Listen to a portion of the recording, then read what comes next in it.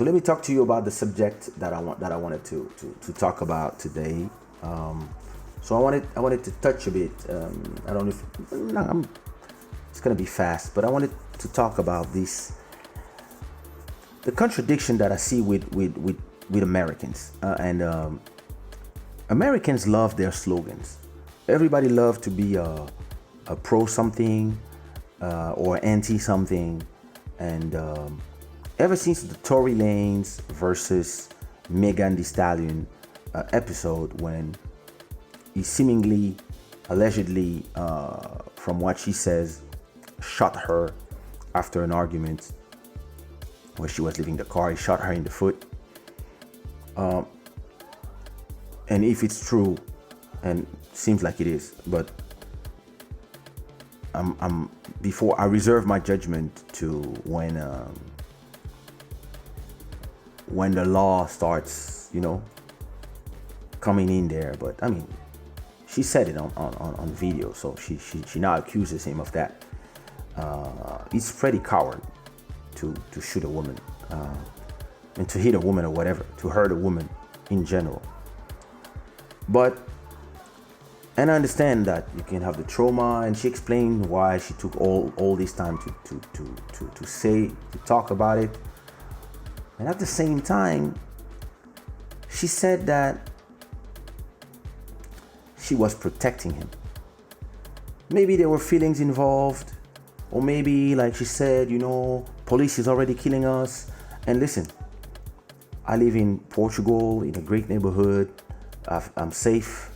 I only go in safe places, and I understand that the context might be different in America. But come on, like, it's at a point you have to stop protecting the people who harm you just because they are your black brothers. And I understand the context of America is different, but this excuse of, police is already killing us, so I have to protect. Nah, listen. Police arrives, something happened, you have your feet bleeding, you're supposed to say, I'm a victim of a shooting. But I understand she was scared, etc. She should have said that 2 days after or whatever, when she's doing her deposition, like when everybody's like, when the other three were in jail, she's here, she's about to do her operation, and then she says, she has somebody from the team to go and say, I've been shot. This happened this way. And not always trying to protect the scumbags. And this is something in America that I've been seeing, where everybody's saying, we gotta protect we have to protect our queens, we have to protect the black queens, but black queens, protect yourselves from these people, and protect yourself by having the courage to speak up when these people harm you, and not wait a whole month. And I understand, again, the context, and I'm not blaming her for taking her time to do it, but it feels like she also took her time because of this pressure from the internet and the outside world and these no snitching policies of all the people commenting like, if you tell to the police, you're a snitch. Like, listen, when you are a singer, you are not a gangster. You might be both, but I mean, she's not a gangster. And all the people in the comment sections are not gangsters. All these fans who you are trying to prove your street credibility to, online on Instagram and Facebook and YouTube, are 13 years old white kids who are here. You a snitch. Like, they don't even know what they're talking about. And I really believe that we come to this point where I'm all for protecting the black queens, but I think the black queens really need to also protect themselves and stop protecting us when we fuck up because we are the black kings. Now, listen, I'm sorry, if you shoot a woman in the back, you're not a king. If you beat up a woman every day when she works and try to provide for you, you're not a king. You are nothing, and you don't deserve to be protected. And us as people, we have to stop living by slogans. This matters, protect this, do this, black excellence. Okay, all this is great, but that's slogans. They don't matter if they just are things you say online and then in the real life you don't act right. You really need to clean up your act. We need, as people, to clean up our act. It's the same thing as people saying, support my artists, but then you download the songs on pirate sites and you say, I'm your number one fan, but you never bought merchandise, a t-shirt, you never gave a super chat, you never came to a show, you never stream songs on Spotify, Apple Music, Tidal, whatever, wherever you are. Like, you don't do all these things to support your artist, but then you say, yo, we have to support Kizomba or whatever, or we're losing our music. Like, some people came to me one day telling me, yo, all the white people are doing Kizomba festivals. What about us? Why is this Russian girl named Olga doing the Kizomba festival? It should be us. And my response was, okay, what did you do the last 5 years?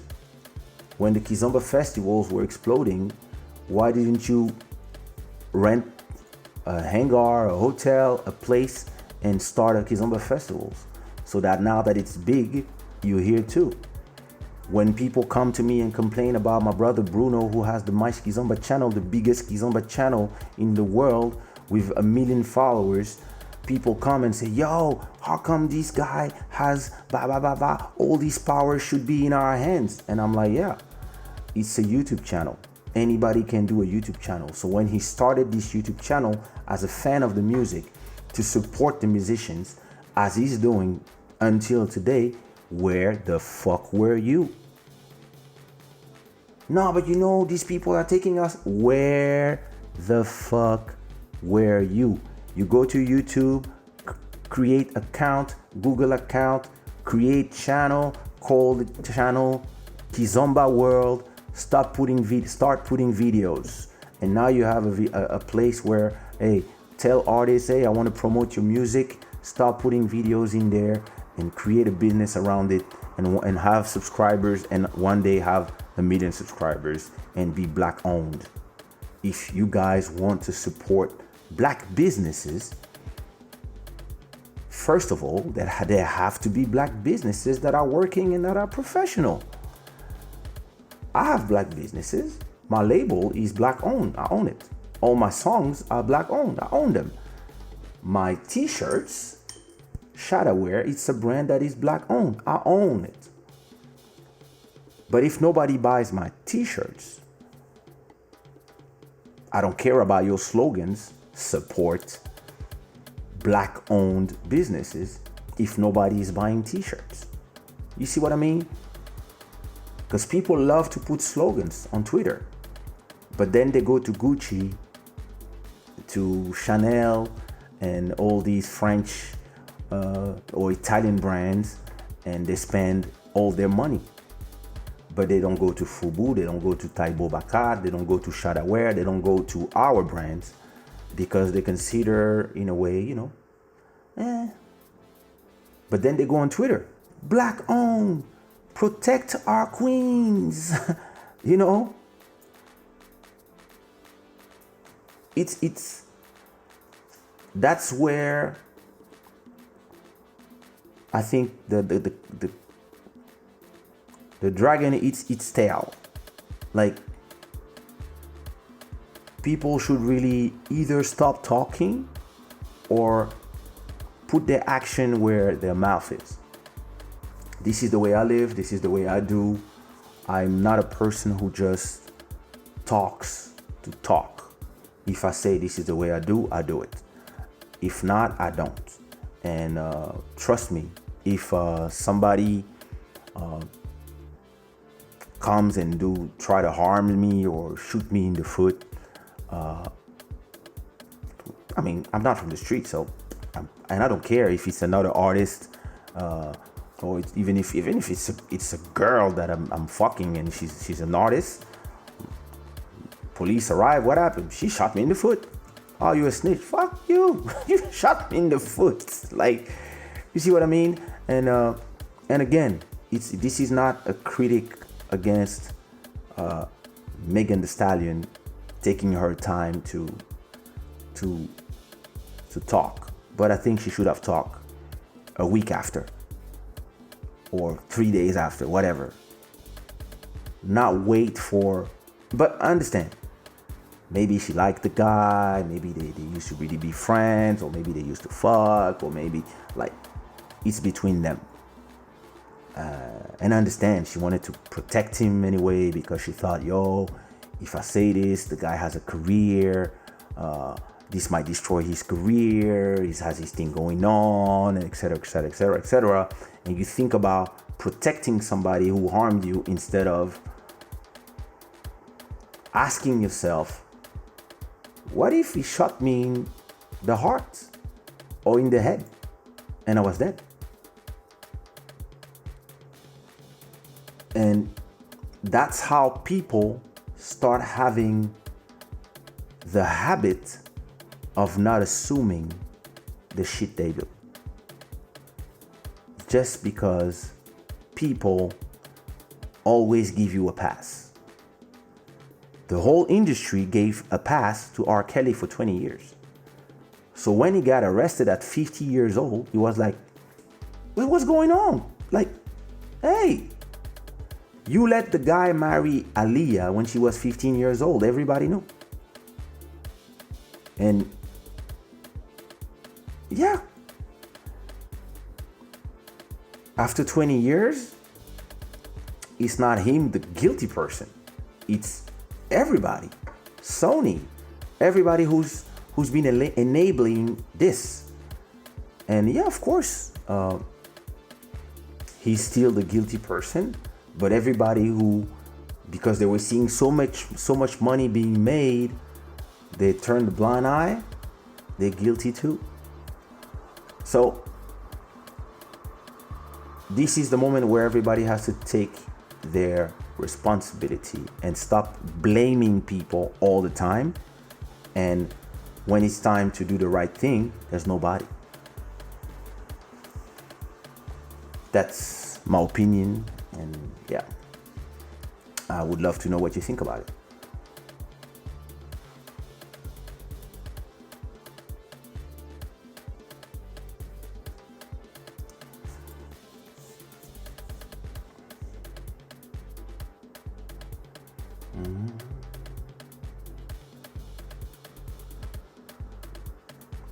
And of course, as you are saying, there are those who uplift their women.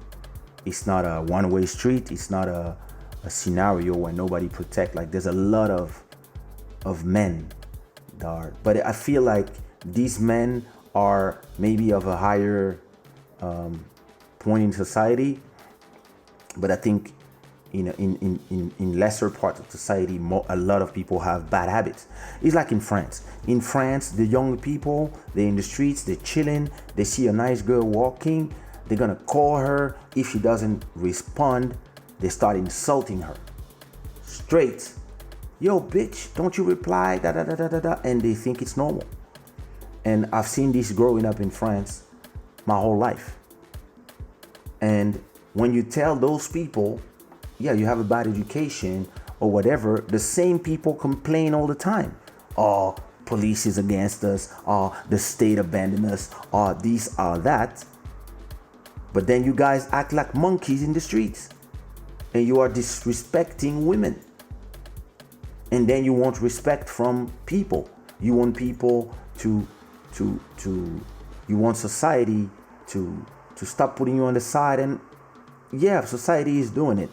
But at the same time, you're not doing nothing to try to be outstanding citizens, even if everybody's against you. If you act a certain way and you, instead of destroying your own neighborhood, you start building your own neighborhoods.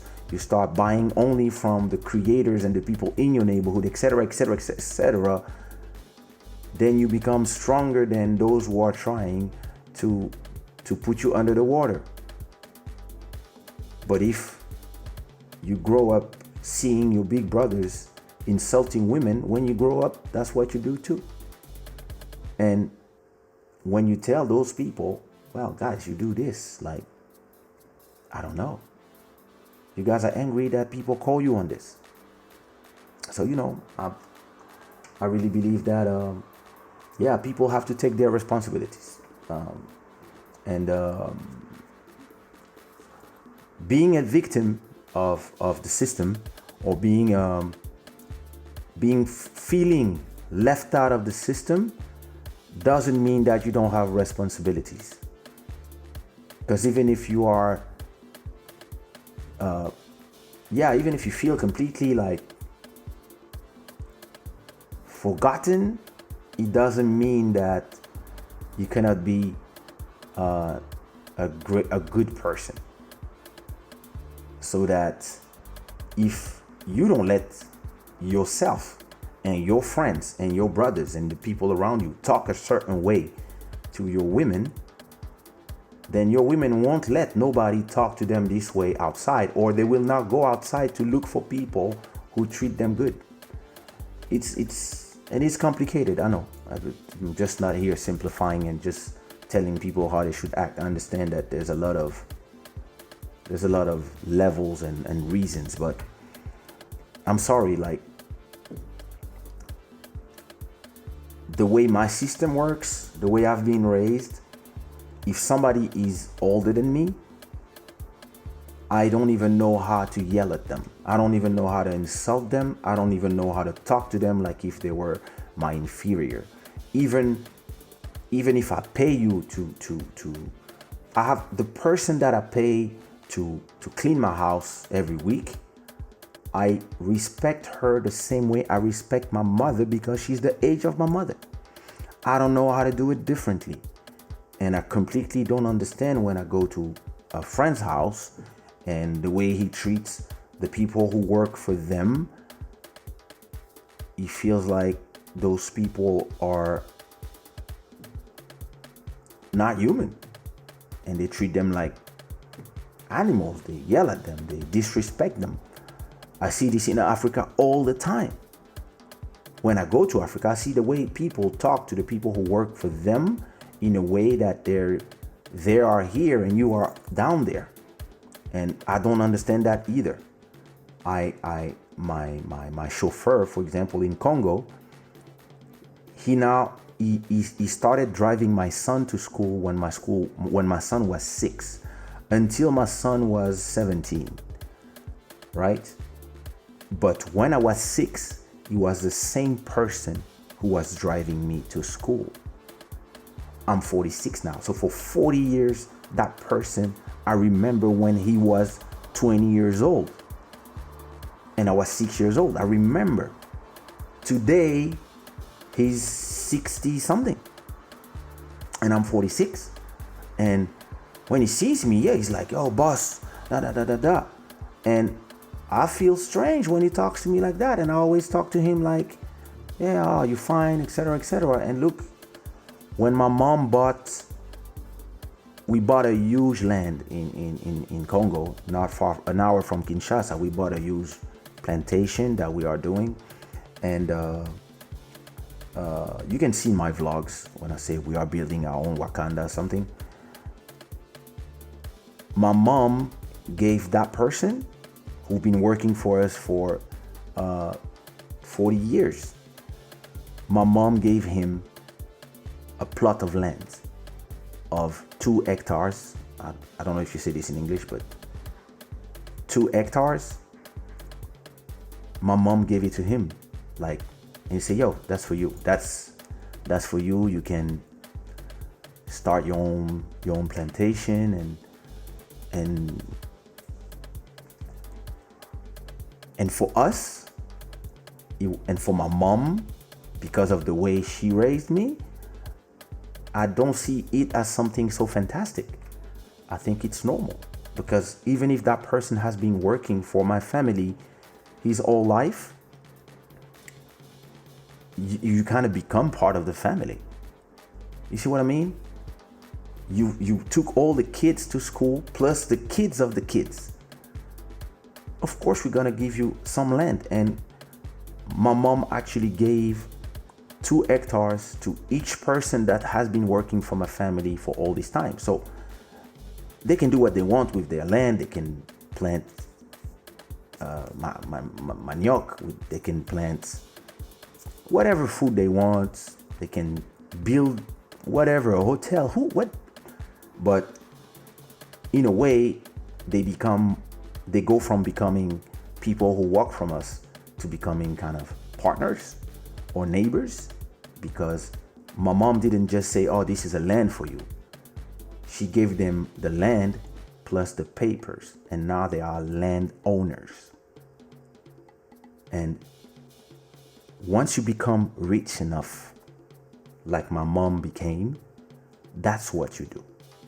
You take the people who are around you, even if they used to work for you, and you give them the possibility to one day become your equal, or you give them the possibility so that maybe the generation after them can become your equal, because now they have a land. Now they can sell corn, they can sell piment, they can sell oranges, they can sell fruits, they can sell something. They can install a solar farm and sell electricity, whatever. Sky is the limit. But you are the one who enables that. And this is the way I was raised. This is the way I think. This is the way my mom raised me. This is the way my father showed me the example. And sometimes I'm in the street and I'm like, why are the people like this? Like, why don't they, think this way? And I guess that's when you see the difference between the leaders and the others.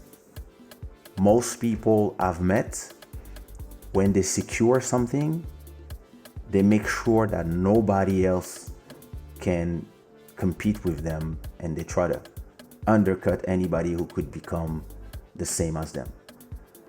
My way to think is, if you become like me and I help you become like me, together now we are bigger and stronger, and we can even build stuff together, or we can both build the same thing twice and have a friendly competition.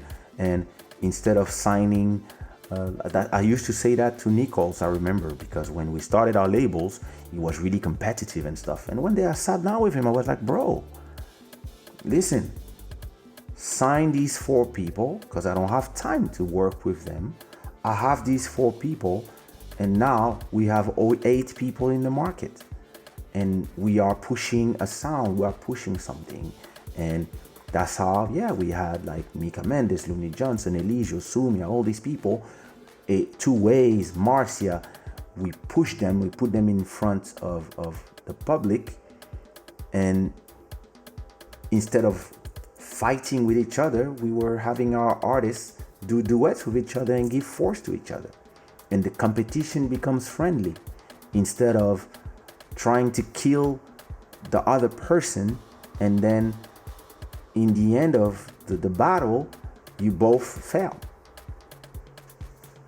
But I think it's a difference of philosophies. But like I said, to conclude about this subject, I really believe that it is our responsibility as men to protect our queens. And when I say our queens, I'm talking about the black queens, the Asian queens, the Caucasian queens, the queens in general, women. It is our responsibility to treat them as what they are, queens. But I also believe that it's the responsibility of women to behave as queens. And when somebody harms you, you don't protect them because they don't deserve it.